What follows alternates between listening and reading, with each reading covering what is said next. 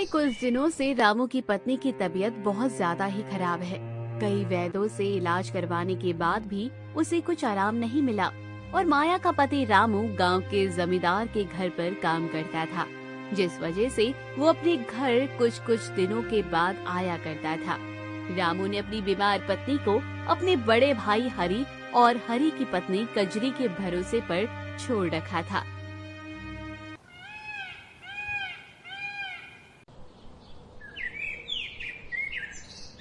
फिर एक दिन माया की बहुत ज्यादा ही तबीयत खराब होने लगी। अब तो मैं ये कलमुही से तंग आ चुकी हूँ। पता नहीं कब ये चुड़ैल से मेरा पीछा छूटेगा। क्या हुआ भाग्यवान, तुम इतना गुस्सा क्यों कर रही हो? क्या बात है? क्या बात है? अरे तुम्हें दिखाई नहीं देता? मुझे इस घर की नौकरानी बना कर रखा है। तुम तुम्हारे भाई से कुछ कहते क्यों नहीं? अरे हम क्या उसके नौकर हैं जो उसकी पत्नी की देखभाल करें? अरे भाग्यवान, ये तुम क्या कह रहे हो? वो बेचारा जमींदार के घर पर दिन रात काम करता है, जिस वजह से वो घर कभी कभी आ पाता है। तो हमारा कर्तव्य है उसकी पत्नी की देखभाल करना। वो बेचारी कितनी बीमार है। बेचारी, तुम्हें कुछ ज्यादा ही दया नहीं आ रही? या तो आज मैं इस घर में रहूंगी या वो कलमुही रहेगी। मैं अभी जाकर उसे घर से निकाल देती हूँ। मगर भाग्यवान, ये तुम सही नहीं कर रही हो। अगर अब तुम्हारे मुंह से एक भी शब्द निकला तो मैं ये घर छोड़कर हमेशा के लिए चली जाऊंगी।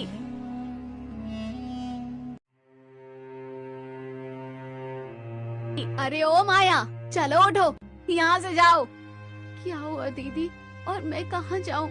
अभी तुरंत ही हमारे घर से निकल जा। अब हमारे घर में तू नहीं रहेगी।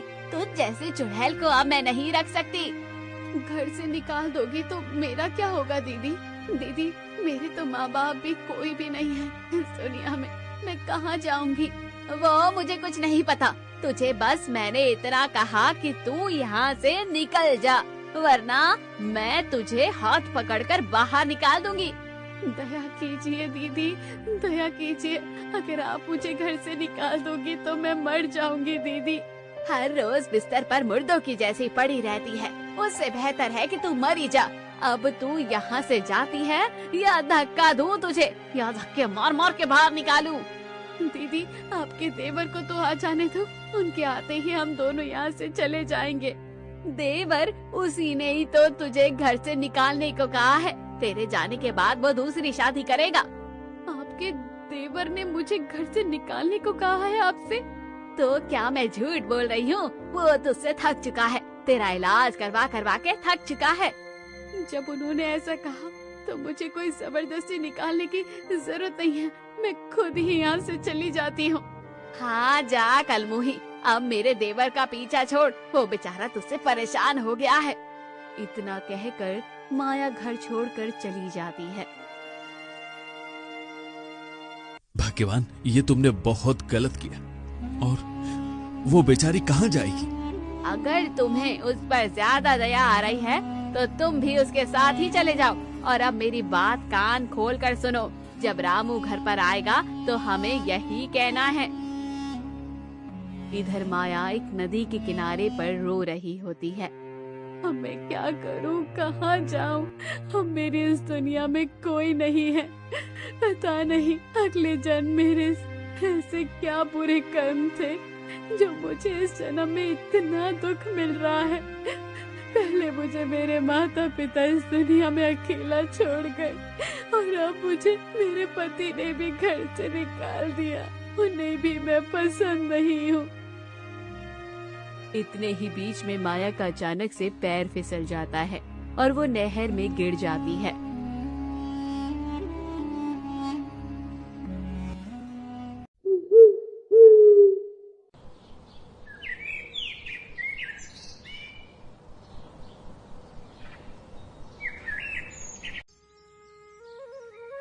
अरे भाग्यवान, अब हमारे कैसे दिन आ गए हैं। अब हमें पूजा पाठ के लिए कोई नहीं बुलाता है।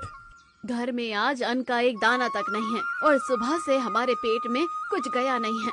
आज का तो जैसे तैसे चल जाएगा, मगर कल क्या होगा ये तो मेरी समझ के बाहर है।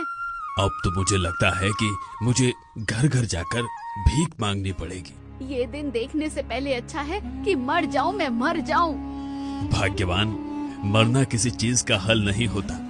जो हमारी किस्मत में लिखा है वो तो हमें भोगना ही होगा। मुझे लगता है कि मेरी किस्मत में घर घर जाकर भीख मांगना ही लिखा होगा। ठीक है, आज घर में एक बूंद भी पानी नहीं है। मैं जरा नदी से पानी भर कर लाती हूँ।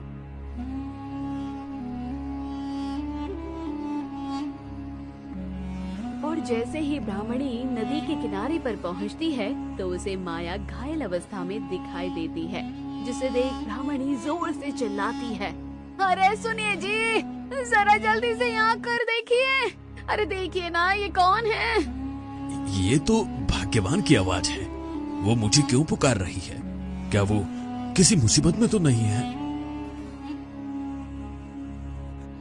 फिर साधु महाराज ब्राह्मणी के पास तुरंत आ जाते हैं। क्या हुआ भाग्यवान? इतने जोर जोर से क्यों चिल्ला रही हो? अरे देखो, जैसे ही यहाँ मैं पानी भरने आई तो मैंने ये लड़की को यहाँ घायल अवस्था में देखा। अरे ये औरत यहाँ कैसे आई?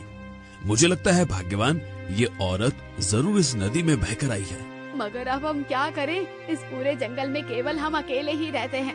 अगर कोई और होता तो हम उससे मदद मांग लेते। भाग्यवान, अभी ये सब बातें करने का समय नहीं है। इस लड़की की हालत बहुत खराब लगती है, तो पहले हम इसे अपने घर पर लेकर चलते हैं। इतना कहकर साधु महाराज माया को उनके घर ले जाते हैं। भाग्यवान, मैंने इसकी सर की चोट पर कुछ जड़ी बूटी लगा दी है। इसे थोड़ी देर बाद होश आ जाएगा। अरे सुनते हो, जब इसे होश आएगा तो हम इसे क्या खिलाएंगे?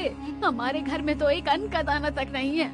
अरे भाग्यवान, तुम उसकी चिंता बिल्कुल मत करो। मैं अभी पड़ोसी गांव में जाकर भिक्षा मांग कर आता हूँ। जब तक तुम इस लड़की का ख्याल रखना। इतना कहकर साधु बाबा भिक्षा मांगने के लिए चले जाते हैं।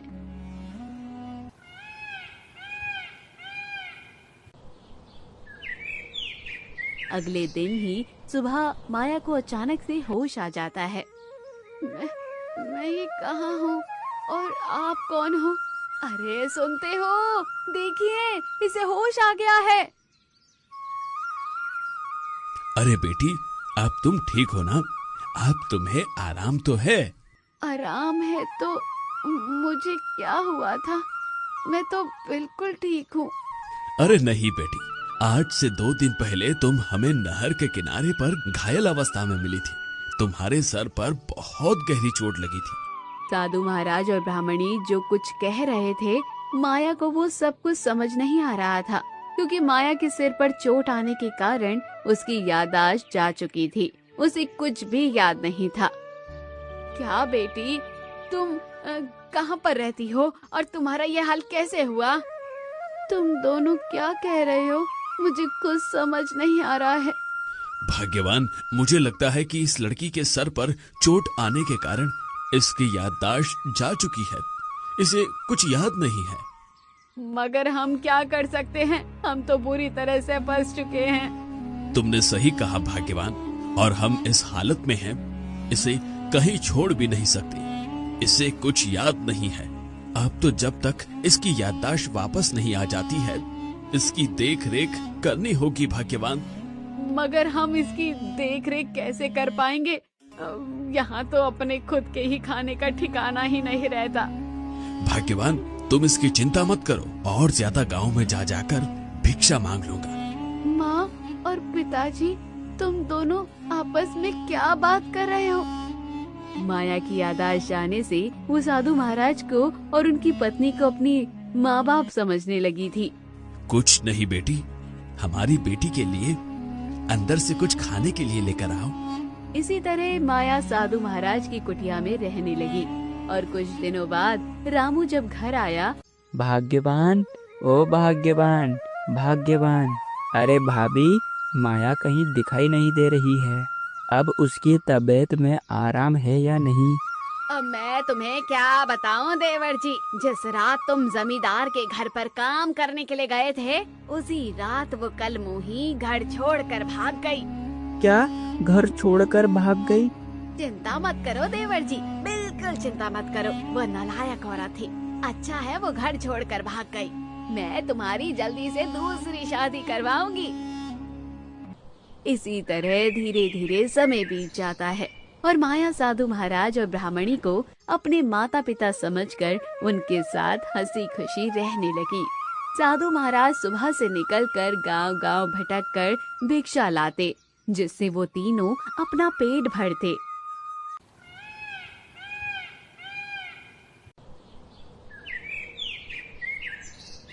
फिर एक दिन सुबह, भाग्यवान, कल रात से ही मुझे तेज बुखार आ रहा है। हाथ पैरों में बिल्कुल भी शक्ति नहीं बची है। भाग्यवान, भाग्यवान, आज घर में कुछ खाने लायक है या नहीं, क्योंकि आज मुझ में बिल्कुल भी शक्ति नहीं है भिक्षा मांगने की। नहीं, आज घर में कुछ भी नहीं है। जो कुछ भी था वो सब खत्म हो गया है, और ऐसे में आज आप भिक्षा मांगने नहीं जाओगे तो फिर हम आज क्या खाएंगे?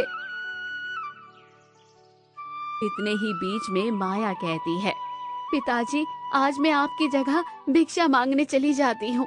अरे नहीं बेटी नहीं, तू भिक्षा मांगेगी और मैं यहाँ आराम करूँगा, यह मुझे शोभा नहीं देता। अरे पिताजी, आज आपकी तबीयत खराब है, आज आप आराम करिए। आज मैं गांव जाकर भिक्षा मांग कर लाती हूँ। हमारी बेटी सही तो कह रही है, आज आपकी तबीयत खराब है तो आप आराम करिए, वो थोड़ी भिक्षा मांग कर आ जाएगी। पिताजी, माँ बिल्कुल सही कह रही है। ठीक है बेटी, मगर तू दिन ढलने से पहले घर वापस आ जाना। ठीक है पिताजी। इतना कहकर माया अपने घर से पड़ोस के गांव में भिक्षा मांगने के लिए निकल जाती है। वो घर घर जाकर भिक्षा मांगने लगती है और थोड़ी देर चलने के बाद उसे अपना खुद का घर दिखता है और वो वहाँ पर भी भिक्षा मांगने के लिए जाती है। कोई है घर पर? थोड़ी सी भिक्षा दे दीजिए, कोई मेरी आवाज सुन पा रहा है? माया की आवाज सुनकर कजरी और रामू घर से बाहर आते हैं और माया को देखकर चौंक जाते हैं। अरे अरे माया, तुम यहाँ? मुझे पता था तुम मुझे कहीं छोड़कर नहीं जा सकती हो, तुम वापस आ गई। मैंने तुम्हें हर जगह ढूंढा मगर तुम मुझे कहीं नहीं मिली। तुम ये क्या कह रहे हो? और मेरा नाम माया नहीं है, मैं केवल यहाँ भिक्षा मांगने के लिए आई हूँ। अरे तुम कहाँ रहती हो और तुम्हारे पिताजी का क्या नाम है?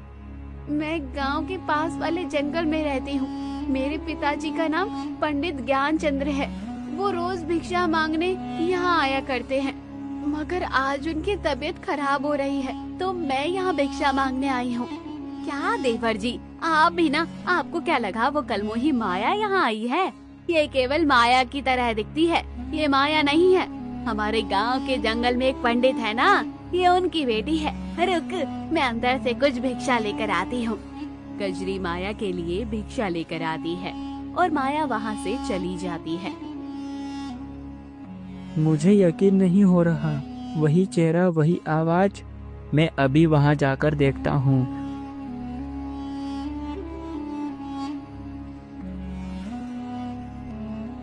माया अपने घर जा ही रही होती है, तब उसे रास्ते में एक बूढ़े बाबा नजर आते हैं। अरे बेटी, मैंने 2 दिन से कुछ नहीं खाया है, कुछ खाने के लिए दे दो। अरे बेटी, मुझे बहुत जोरों की भूख लगी है। क्या आपने 2 दिनों से कुछ भी नहीं खाया बाबा? हाँ बेटी, मैंने 2 दिन से कुछ नहीं खाया है। आज मुझे वैसे भी भिक्षा बहुत कम मिली है और घर पर भी अन्न का एक दाना तक नहीं है। मैं एक काम करती हूँ, मेरे हिस्से का भोजन मैं इन बूढ़े बाबा को दे देती हूँ। मैं आज भूखी रह लूंगी। लो बाबा। बहुत बहुत शुक्रिया बेटी, जो तुमने एक भूखे को भोजन दिया। बाबा, इसमें शुक्रिया कहने की क्या बात है, ये तो मेरा कर्म है। बेटी, मैं तुम्हारा व्यवहार देखकर बड़ा ही खुश हुआ। मैं भी तुम्हें कुछ भेंट देना चाहता हूँ। नहीं बाबा, मुझे कुछ नहीं चाहिए। अरे बेटी, जब कोई बड़ा भेंट दे रहा हो तो उसे खुशी खुशी स्वीकार करना चाहिए बेटी। ये लो घड़ा, ये घड़ा मैं तुम्हें देना चाहता हूँ। बूढ़े बाबा, इस घड़े का मैं क्या करूँगी? और वैसे भी इस घड़े में क्या है? अरे बेटी, ये कोई आम साधारण घड़ा नहीं है, ये एक जादुई घड़ा है। ये घड़ा मनुष्य के कर्मों के आधार पर उसे फल देता है बेटी। आप भी ना बूढ़े बाबा, कैसी बातें कर रहे हो? भला ये घड़ा मनुष्य के कर्मों के आधार पर फल कैसे दे सकता है? ठीक है, आप इतने प्यार से दे रहे हैं मुझे तो मैं रख ही लेती हूँ। ठीक है, मैं अब चलती हूँ। फिर इतना कहकर माया आगे जाती है। माया, ओ माया, माया क्या तुम मेरी आवाज सुन पा रही हो? रामू की आवाज सुनकर साधु महाराज बाहर आते हैं। क्या हुआ बेटा, तुम किसे माया कहकर पुकार रहे हो? अरे अरे साधु महाराज, अभी कुछ समय पहले गांव में एक लड़की भिक्षा मांगने के लिए आई थी। मुझे लगता है कि वो मेरी पत्नी माया है, मगर वो मुझे नहीं पहचान पा रही थी। और साधु महाराज, उसने कहा कि वो आपकी बेटी है। क्या तुम उस बेटी के पति हो? हाँ साधु महाराज, मगर वो मुझे क्यों नहीं पहचान पा रही थी? क्योंकि बेटा उसकी याददाश्त जा चुकी है। क्या याददाश्त जा चुकी है? ये आप क्या कह रहे हो साधु महाराज? मैं तुझे सब समझाता हूँ। साधु महाराज रामू को सारी बातें बताते हैं।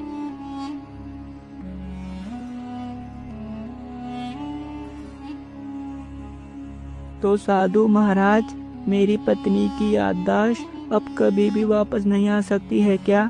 अरे नहीं बेटा, अगर तुम दोनों का प्रेम सच्चा है तो ऊपर वाला तुम दोनों को अवश्य मिलाएगा। इतने ही बीच में वहाँ माया आ जाती है। बेटी, क्या तू इसे जानती है? नहीं पिताजी, मैं इन्हें नहीं जानती हूँ। मैं केवल इनके घर भिक्षा मांगने गई थी। तब मुझसे यही युवक कहता है कि तुम मेरी पत्नी माया हो। माया, तुम वाकई में मेरी पत्नी हो। तुम कुछ याद करो, मैं तुम्हारा पति रामू। मुझे कुछ याद नहीं आ रहा है। इतने ही बीच में जोरों की हवा चलने लगी और एक पेड़ की डाल टूटकर माया के सिर पर जा गिरी, जिससे माया की याददाश्त वापस आ जाती है और उसे सब कुछ याद आने लगता है। तुम यहाँ मुझे क्यों लेने आए हो? अब मुझे सब याद आने लगा है। तुमने तो तुम्हारी भाभी से कहकर मुझे घर से भगा दिया था। ये तुम क्या कह रही हो माया? भला मैं तुम्हें घर से क्यों भगाऊंगा? माया उस दिन की सारी बातें बताती है।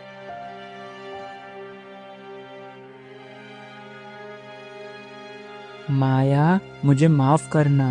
मैं तो भाभी पर भरोसा करके तुम्हें उन्हें सौंप कर गया था, मगर मुझे नहीं पता था कि भाभी इतनी नीचे गिर जाएगी और तुम्हारे साथ इतना बुरा व्यवहार करेगी।